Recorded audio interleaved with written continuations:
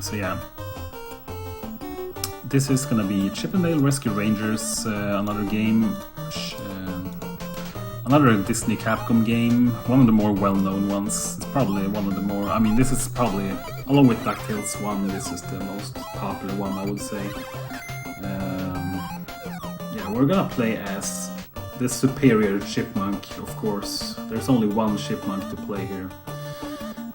Timer is gonna start. I'm gonna count down 3, 2, 1, go when I go, and yeah, let's just go. 3, 2, 1, go, and we're playing with Chip, of course.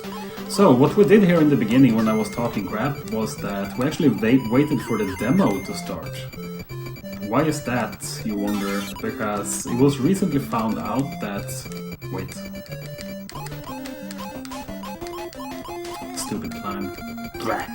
Anyway, there was recently found that if you let the demo play, I mean, you can just let it play for a second, the demo actually locks the RNG in place. This game used to be super heavy on the RNG in the boss fights, but now there's no RNG anymore. Because the demo, I mean, the reason is probably because the demo has to be consistent every time, and if you let the demo play, you actually encounter a few boss fights in the demo. I mean, you can see some of the bosses in the demo, and for the demo to not make, you know, just do random stuff if the patterns are different, I guess they locked the RNG down, and then they forgot to unlock it after when you exit the demo, so to speak. So now I know exactly what patterns I will get from every boss fight in the game. Which is very helpful, and it also helped improve the speedrun world record of this game with several seconds. I had a 950, was it 954 I had before the RNG manipulation was found. Now it's down to a low 950. It's gonna come down to 94x at some point when I have time to start the grind again.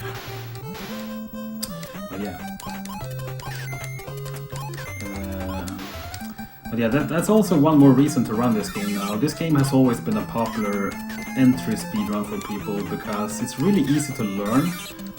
It's really hard to master the game, but learning it is very simple. It has great controls, great mechanics, great music, everything.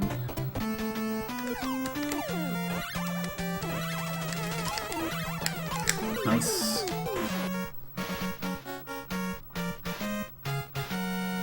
So that's one of the patterns that's locked down now. That guy is the biggest reset point in the game if you don't have the RNG manipulation. The thing is, the RNG manip actually starts you off with a high pattern, which is not optimal. But since you know what it's gonna do, you can adjust and make it really good anyway. That was nice right there. Good.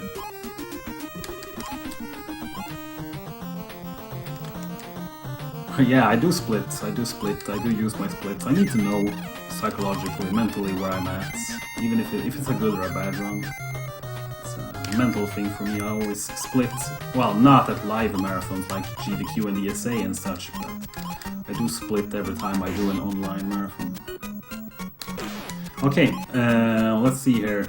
This is actually one of the more scary stages in the game, and you can see why.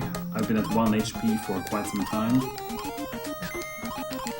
Is always scary in a speedrun where you lose a lot of time if you die. But we made it past. And the boss here is gonna be a bit tricky. You're gonna need to focus a bit.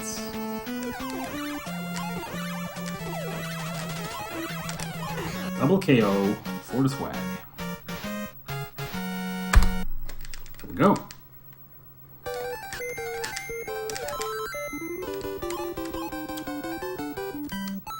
Okay, Zone F is gonna have a tricky... Let's see here if we get it. Impossible boost. That's the Yoka boost. It's supposedly impossible, but apparently not. yeah, it's really precise. Getting it in a marathon setting is really nice. Happy about that. This elevator climb is also a bit stupid. Oh, we made it past. That's good.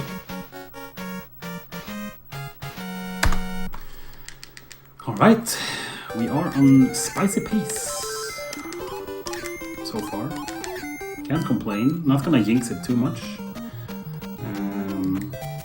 But yeah, so after all those pretty tricky stages, it's actually pretty nice now because the casino stage is actually a breeze compared to the rest of the run. It's kind of a breather. You should never lose time here in the speedrun. I mean, never ever. Like, there's no precise jumps. There's no really hard platforming. There's no tough enemies. The bosses are the easiest in the game. I mean, this boss is the easiest in the game. There's no RNG in this stage. Yada yada yada blah blah blah. Yeah, so of course, since I said all this, I'm gonna take a hit somewhere and die. That's the most likely scenario right now. But yeah, unless that happens, you know, you can just chill a bit here and think about the weather and everything. So this guy, he's really tough, as you can see.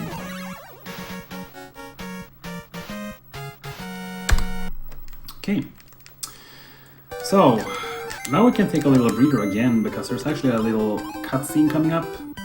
At this point, yeah, the objective at this point was to rescue Gadget. Now we have done that, but now we're gonna hunt Fat Cat, of course.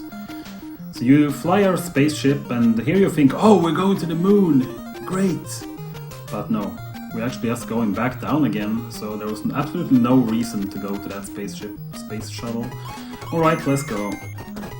A little hesitation there actually despawned a crab here, which you will never see.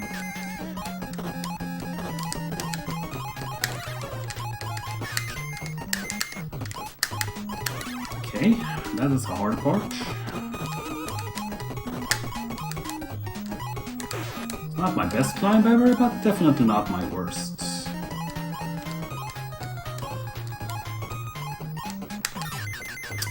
This is my favorite stage, honestly. When it goes well, there's nothing that feels better than executing this stage properly. That climb in the bottom of the first screen is really precise, and it's a lot of inputs in a short period of time. So that was a good stage, I'm happy with that. So, like here's like every other stage, it's a one easy stage and then one hard stage, and the same goes here. Compared to many of the other stages in the game, this one is ridiculously simple. It's also the most boring stage from a speedrun perspective, because it has these fans, and there's no way to, unfortunately no way to bypass them. You just have to run up against them, as you can see, and your movement is super slow.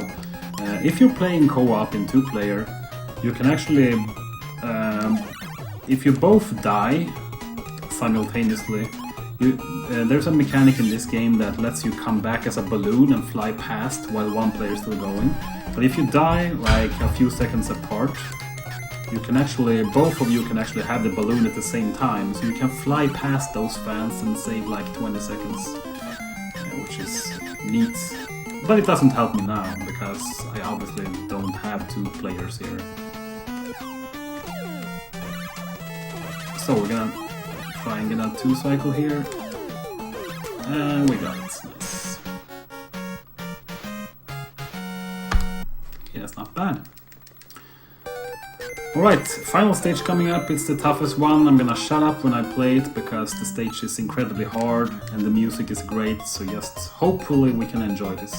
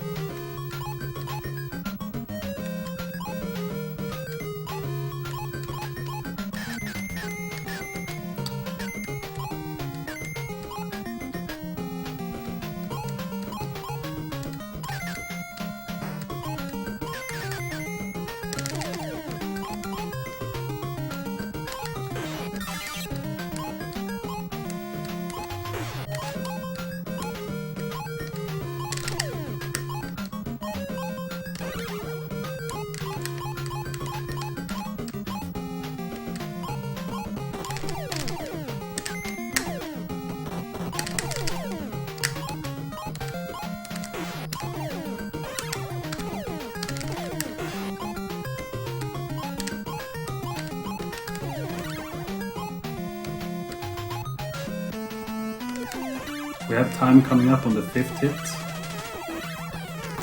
Holy moly! Time 9:50. That might have been a 9:57 actually. Holy moly! That's the best marathon run ever of this game. I can say that much. Wow. That is that's pretty sick for a marathon time. Wow. Can't believe it.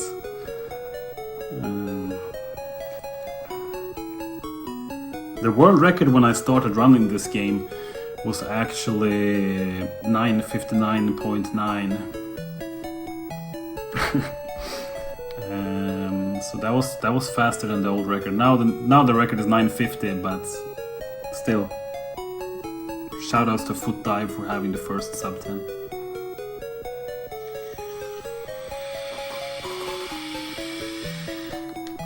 Alright. I can't complain about that run. Again, I thank you for the GGs, guys. That's really good. Okay. I only have one game left now. Time is flying. Time is flying. I only have one game left, I think. And that is probably the most...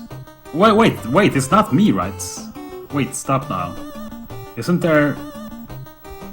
I actually think that Neural is gonna run Chippendale Rescue Rangers 2 before my final run. Is that correct, Best of NES? Yeah. So yeah, I'm gonna be stopped now. I'm coming back. There's a 1 game gap, and then I'm coming back with DuckTales. But now we're gonna see Chippendale 2 by Neural. So yeah, keep watching this awesome Disney block, and we still have Chippendale 2, DuckTales 1 and 2 coming up. So stay tuned.